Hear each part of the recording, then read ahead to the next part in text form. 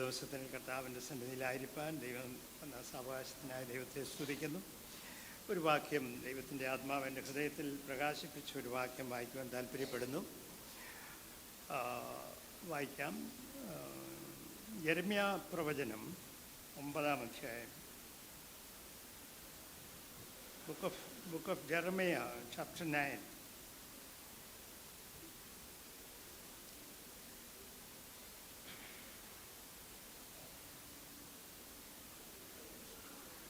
and 24, 23, 24, 9-ന്റെ. യഹോവ ഇപ്രകാരം അരുളി ചെയ്യുന്നു. ആമേൻ.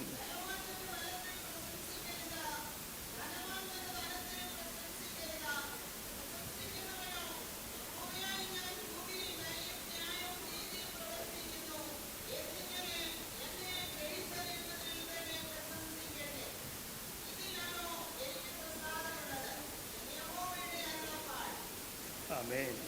ആ വാക്യം ശ്രദ്ധിക്കുക. ആ 2 വാക്യങ്ങൾ ഹല്ലേലൂയ അണ്ടർലൈൻ ചെയ്ത് വെക്കേണ്ട വാക്യങ്ങളാണ്.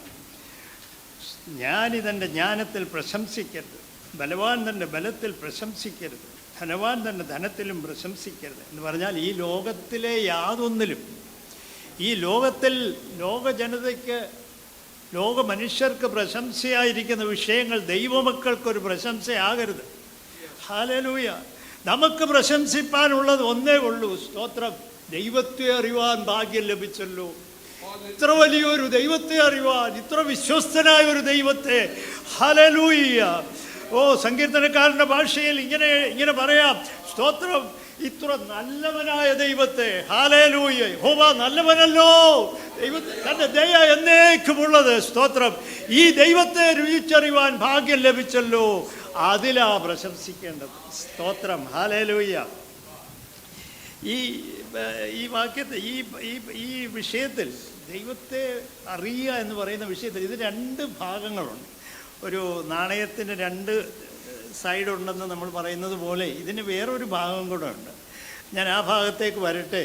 സ്തോത്രം. നാം ദൈവത്തെ അറിയുക മാത്രം അതിൻ്റെ ഒരു ഭാഗം. മറുഭാഗം ദൈവം നമ്മെ അറിയുന്നുണ്ടോ എന്നുള്ള ഒരു വിഷയമാണ്. ദൈവം നമ്മെ അറിയുന്നുണ്ടോ? സ്തോത്രം. മത്തായിയുടെ സുവിശേഷം 7-ാം അധ്യായം വായിക്കുമ്പോൾ അവിടെ നമ്മളിങ്ങനെ കാണുന്നു. സ്തോത്രം. കർത്താവിൻ്റെ നാമത്തിൽ ഭൂതങ്ങളെ പുറത്താക്കിയവർ, അത്ഭുതങ്ങൾ ചെയ്തവർ, പ്രവചനം ചെയ്തവർ ഒക്കെ. സ്തോത്രം. അവിടെ കർത്താവ് അവിടെയൊക്കെ പറയുന്ന ഒരു വാക്കുണ്ട്, ഞാൻ നിങ്ങളെ അറിയുന്നേയില്ല. സ്തോത്രം. ഹല്ലേലൂയ. അപ്പം ഇത്രയും നാൾ ഈ പ്രവചിച്ചതും ഭൂതങ്ങളെ പുറത്താക്കിയതൊക്കെ എങ്ങനെ പാസ്റ്റർ, ഇതൊക്കെ എങ്ങനെ സംഭവിച്ചു? അവർ അഭിഷേകം പ്രാപിച്ചവരല്ലായിരുന്നു. തീർച്ചയായും അഭിഷേകം പ്രാപിച്ചവരാ. പക്ഷേ ദൈവം അവരെ അറിഞ്ഞില്ല. സ്തോത്രം. അത് നമ്മൾ വളരെ ചിന്തിക്കേണ്ട ഒരു വിഷയമാണ്. ഹല്ലേലൂയ. നമ്മളെല്ലാം പെന്തിക്കോസ്തുകാരായി നമ്മൾ വന്ന് നമുക്ക് ആരാധനയുണ്ട്, പ്രാർത്ഥനയുണ്ട്, എല്ലാം ഉണ്ട്, കൂട്ടായ്മകളൊക്കെ ഉണ്ട്. ഹല്ലേലൂയ. വാസ്തവമായി ദൈവം നമ്മെ എങ്ങനെയാണ് കാണുന്നത്? ഹല്ലേലൂയ. ദൈവം നമ്മെ എങ്ങനെയാണ് കാണുന്നത്? തൻ്റെ അഗ്നിജ്വാലയുള്ള കണ്ണുകളുടെ മുമ്പിൽ താൻ ശോധന ചെയ്യുമ്പോൾ നാം എങ്ങനെയിരിക്കുന്നു ദൈവസന്നിധിയിൽ? ഭയത്തോടെ ചിന്തിക്കേണ്ട വിഷയമാണ് പ്രിയപ്പെട്ടവരെ. ഹല്ലേലൂയ. നമ്മൾ ആ ദൈവഭയത്തിലേക്ക് വരുമ്പോൾ നാം ദൈവസന്നിധിയിൽ വന്ന് അങ്ങോട്ടും ഇങ്ങോട്ടും തിരിഞ്ഞിരിക്കുകയോ ഒരു അലക്ഷ്യഭാവം നമ്മുടെ ജീവിതത്തിൽ ഒരിക്കലും ഉണ്ടാകത്തില്ല. നമ്മൾ ഭയത്തോടെ ഇരിക്കും. ദൈവമാരെന്നുള്ള ആ ഒരു ഭയം നമ്മുടെ ജീവിതത്തിൽ ഉണ്ടാകട്ടെ. ഹല്ലേലൂയ. ഒരു പഴയ നിയമത്തിലെ ഒരു വ്യക്തിത്വത്തെ ഞാൻ പെട്ടെന്നൊന്ന് പരിചയപ്പെടുത്തട്ടെ. നമുക്കെല്ലാം പരിചയമുള്ള ഒരു വ്യക്തി മോശ.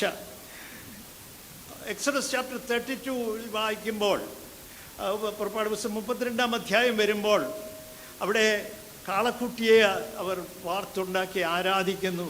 ദൈവം ഏറ്റവും ഇസ്രായേലിനെ ഏറ്റവും വെറുത്ത ഒരു അവസരമായി അതവിടെ ബൈബിളിൽ എഴുതി വച്ചിരിക്കുന്നു.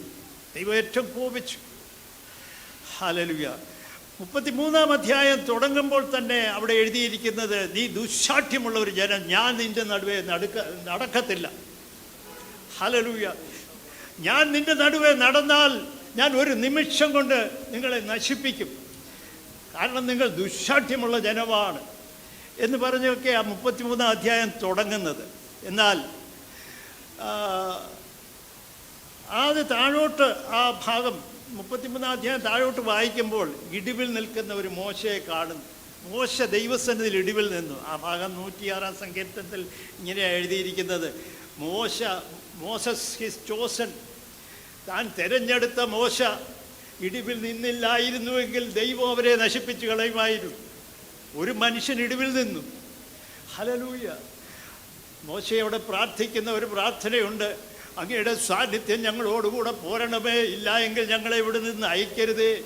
അതിൻ്റെ താഴെ ഒരു വാക്യം ഇങ്ങനെ എഴുതിയിരിക്കുന്നു, ഞാൻ നിന്നെ അറിയുന്നു എന്ന് പറയുന്നൊരു വാക്യം എഴുതിയിട്ടുണ്ട്. അത് വായിക്കാമോ?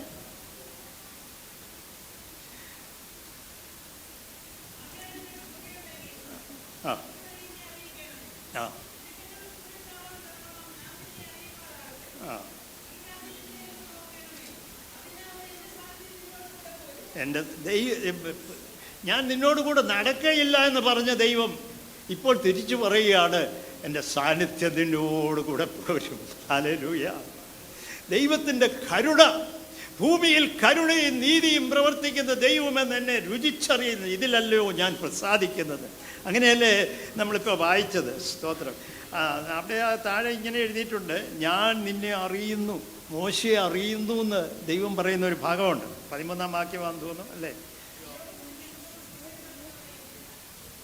ഞാൻ നിന്നെ അറിയുന്നു, ഞാൻ നിന്നെ അടുത്തറിഞ്ഞിരിക്കുന്നു. പ്രിയപ്പെട്ടവരെ, ദൈവം നമ്മെ അടുത്തറിയുവാനൊരു ഭാഗ്യം നമുക്ക് നമ്മുടെ ജീവിതത്തിൽ ലഭിച്ചാൽ നാം ധന്യരാ. പ്രിയപ്പെട്ടവരെ, ആത്മീയത്തിൽ ധന്യരായി മാറും. ഹല്ലേലൂയ. ഈ വചനത്താൽ ദൈവം നമ്മെ അനുഗ്രഹിക്കും.